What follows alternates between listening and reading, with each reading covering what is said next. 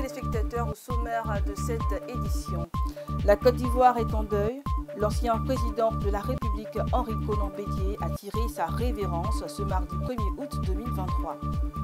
Heureusement que tout n'est pas que pleurs dans le pays. Les élèves policiers ont eu l'honneur d'être célébrés et décorés par le gouvernement ivoirien. À l'autre bout du monde, les artistes handicapés sont mis en avant. L'Angleterre présente une exposition d'œuvres de ces artistes. Mesdames et messieurs, bonsoir. Nous débutons en Côte d'Ivoire. L'ex-président ivoirien Henri Konan Bédié est mort à l'âge de 89 ans à la Polyclinique internationale à Sainte-Anne-Marie d'Abidjan le 1er août 2023.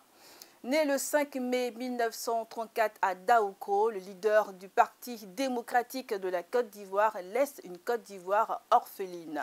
Mais qui était le président Henri Konan Bédié ?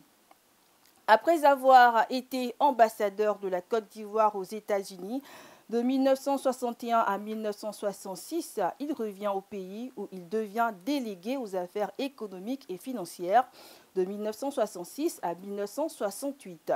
Puis ministre de l'économie et des finances de 1968 à 1977 et enfin président de l'Assemblée nationale de 1980 à 1993 sous la présidence de feu le président Félix Houphouët-Boigny.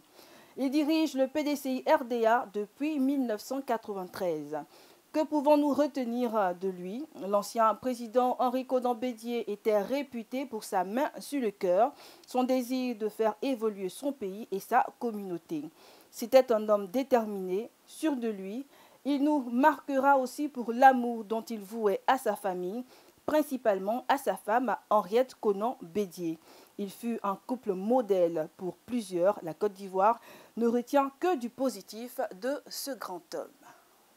Toujours en Côte d'Ivoire, le vice-président de la République, Thiemoko Miele-Kone, a présidé ce mardi 1er août 2023 à l'école de police d'Abidjan la double cérémonie de baptême, de promotion et de remise d'épaulettes aux élèves commissaires et élèves officiers de police de la promotion 2021-2023 des écoles de police d'Abidjan et de Korogo. Ce sont au total 467 élèves sortants de la 45e promotion qui ont été célébrés.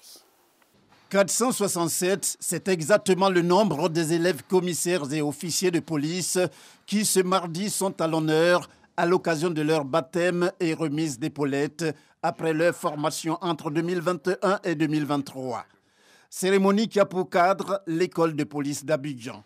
Elle est présidée par le vice-président de la République, Thiemoko Miele-Kone, en tant que parrain de ses élèves commissaires et officiers venus des écoles de police d'Abidjan et de Korogo.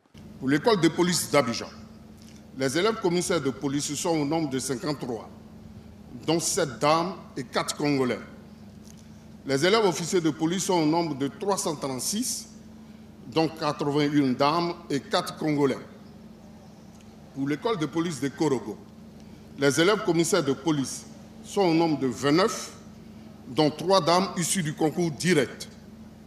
Les élèves officiers de police sont au nombre de 49, dont 9 dames.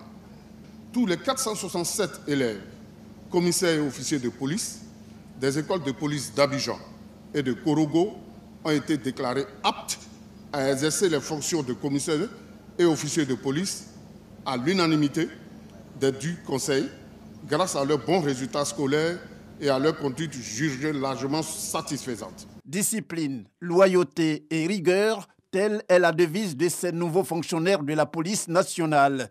Pour la tutelle, il ne s'agit pas de simples mots, mais plutôt des repères tout au long de leur carrière à l'image du modèle de leur choix qu'est le vice-président de la République, Thiemoko Miele-Kone. Chers élèves, vous avez choisi comme devise discipline, loyauté, rigueur. Je vous en félicite. Comme vous le savez, la discipline vous sera indispensable pour la bonne exécution de vos missions, car elle implique votre aptitude à obéir aux règles de votre corporation. Force principale des armées, elle vous interpellera en toutes circonstances et vous permettra de vous distinguer positivement. Quant à la loyauté, elle est une qualité morale Elle traduit votre dévouement envers vos engagements et à obéir aux règles de probité, celles de l'honneur et celles de la droiture. Enfin, la rigueur est le caractère de ce qui est rigide et inflexible. Elle complète les deux premières valeurs de votre devise pour faire de vous de vrais responsables de l'application de la loi sans la moindre complaisance. Votre parrain, son Excellence Monsieur le Vice-président de la République, est assurément le modèle achevé de votre devise. Vous avez eu raison de le choisir comme parrain. Mais au-delà du choix de sa personne comme parrain, vous devez vous efforcer de lui faire honneur tout au long de votre carrière en vous imprégnant de sa vie professionnelle. Félicitations et encouragements pour la tâche qui les attend. C'est la substance de l'adresse du vice-président à l'endroit de ses filleuls. À vous, chers filleuls, élèves, commissaires et officiers de police, j'adresse mes chaleureuses félicitations pour l'esprit de discipline dont vous avez fait preuve et pour les brillants résultats obtenus au terme de ces 2 années de formation. Aujourd'hui, vous recevez votre baptême et vos épaulettes. Vous rejoindrez prochainement vos différents postes d'affectation et ce, dans un contexte particulier où notre pays fait face à d'importants défis sécuritaires. Vous avez choisi une fonction noble et exigeante, celle de servir vos pays respectifs avec dévouement. Vous devez, dans les jours à venir, faire respecter la loi, garantir la sécurité et l'ordre public, quelquefois dans un contexte ou dans un environnement très difficile. Je vous exhorte à faire preuve de discernement, d'intégrité et de respect des droits de tous les citoyens, sans aucune distinction. Appelés à exercer les fonctions de commandement, vous devez être les premiers conscients du dévouement et des sacrifices de vos subordonnés. Les hommes et les femmes placés sous vos ordres attendent de vous d'être des chefs responsables, fermes, mais attentifs, courageux et proches de vos éléments, en commandant par l'exemple, plus que par la contrainte. Je vous encourage par conséquent à travailler en étroite collaboration avec les autres forces de sécurité en mettant en place sur le théâtre des opérations des stratégies de prévention, de protection et de réponse adaptées à chaque situation. Ces élèves commissaires et officiers de police sortant appartiennent à la 45e promotion en ce qui concerne l'école de police d'Abidjan et la 2e promotion de l'école de police de Korogo. Ils sont respectivement des Ivoiriens et Congolais. Un élément qui atteste que la coopération entre la Côte d'Ivoire et le Congo, notamment en matière de formation des agents de sécurité, fonctionne à merveille.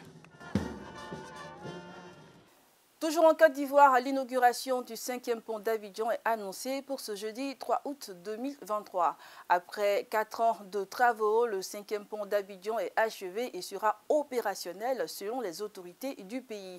Le pont en construction depuis 2019 est annoncé comme une infrastructure structurante de connectivité entre les communes de la métropole ivoirienne. Porté par 9 travées, le pont de Cocody s'étend sur 630 mètres de long et 29 mètres de large. La chaussée, elle, regroupe 4 voies à raison de 2 par sens, chaque voie mesurant 3,5 mètres de largeur.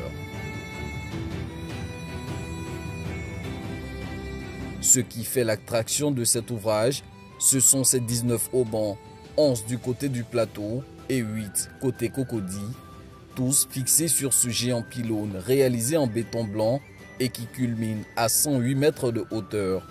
Ces 2 jambes se rejoignent à une hauteur d'environ 52 mètres. Vous avez donc les câbles qui sont des câbles anti-foudre qui protègent donc les haubans de la foudre. En cas de grande pluie, ici, vous avez donc ces culées là qui supportent donc les câbles. Ces haubans que vous voyez contiennent chacun 87 câbles à l'intérieur qui permettent donc de recevoir tout le poids du pylône à travers donc, les câbles qui sont de l'autre côté et qui supportent donc le tablier. Comment accéder au 5e pont d'Abidjan? Pour les usagers provenant de Treichville ou du plateau, ils ont la possibilité d'emprunter cette bretelle qui débouche sur le pont dans le sens plateau-Cocody. Dans ce même sens, l'accès est plutôt direct pour les automobilistes qui viennent de la cité administrative ou de la cathédrale Saint-Paul du Plateau. Le pont de Cocody est doté de 3 échangeurs.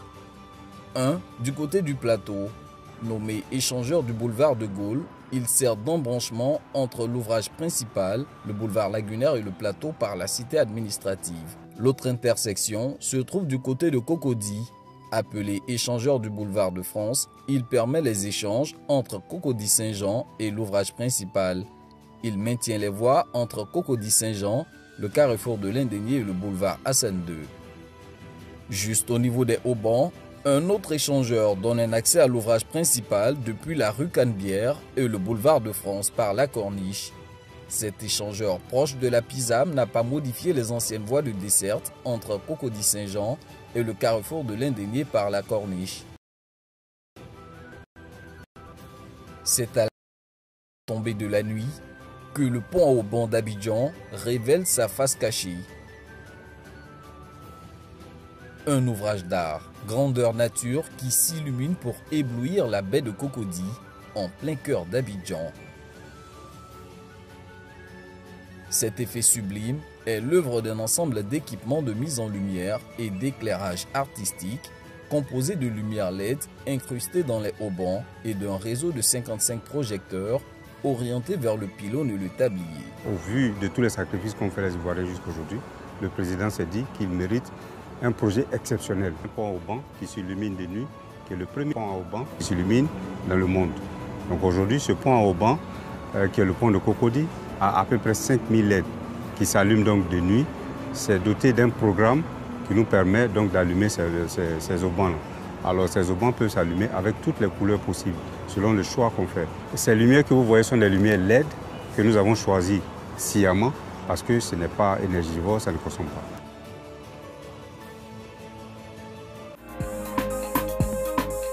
Coût de réalisation du pont à haubans d'Abidjan, environ 113 milliards de francs CFA.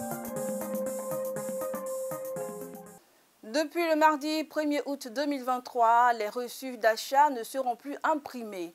La mesure a été mise en place dans une dizaine de pays européens. Après 2 retards successifs, l'impression systématique des reçus papier est entrée en vigueur en France. Son objectif est d'économiser du papier, des arbres et de l'eau en offrant une alternative électronique, mais son coût écologique doit être évalué. Pratique pour certains, inutile pour d'autres, à compter du 1er août en France, les tickets de caisse ne seront plus systématiquement imprimés. Les clients pourront tout de même obtenir une version papier s'ils en font expressément la demande. La mesure, plusieurs fois repoussée, est prise pour des raisons écologiques. Chaque année, d'après le ministère de l'économie, 150 000 tonnes de papier et des milliards de litres d'eau sont utilisés pour fabriquer ces facturettes. Plusieurs exceptions seront toutefois prévues pour les appareils électroménagers ou dans le secteur de la restauration. La capitale de l'Angleterre décide de mettre en valeur les œuvres d'artistes handicapés. Le centre culturel Le Barbican a organisé dans le mois de juillet une exposition d'artistes atteints de lésions cérébrales. Le but est tout simplement de mettre en lumière le travail de patients dont la vie a été changée à jamais, mais qui utilisent le processus de création comme moyen de guérison. À Londres, le centre culturel Le Barbican accueille une exposition d'artistes atteints de lésions cérébrales, intitulée Differently Various, autrement différent. Cet événement met en lumière les œuvres de patients dont la vie a changé à jamais, mais qui ont utilisé le processus créatif comme moyen de réadaptation. Yokabet Mekuria avait 17 ans lorsqu'une infection l'a laissée avec des problèmes de mobilité et d'élocution. Elle expose aujourd'hui ses œuvres aux yeux de tous. Avec les couleurs, je suppose que c'est comme si je disais que je suis joyeuse, que je ne me cache plus à l'arrière-plan, que je suis là. Les œuvres présentées ont été réunies par l'organisation caritative Headway, qui utilise la musique et les arts pour aider les artistes à reprendre le contrôle de leur vie.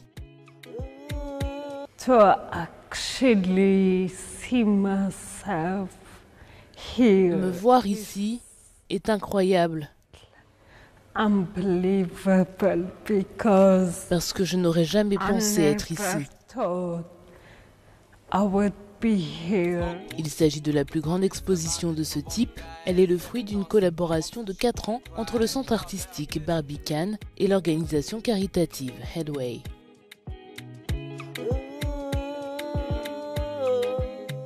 La musique de l'exposition a été composée par d'autres personnes aidées par l'association. C'est la fin de cette édition. Je vous souhaite à vous, chers téléspectateurs de Miracle TV+, une bonne suite de programmes sur la télé qui transforme.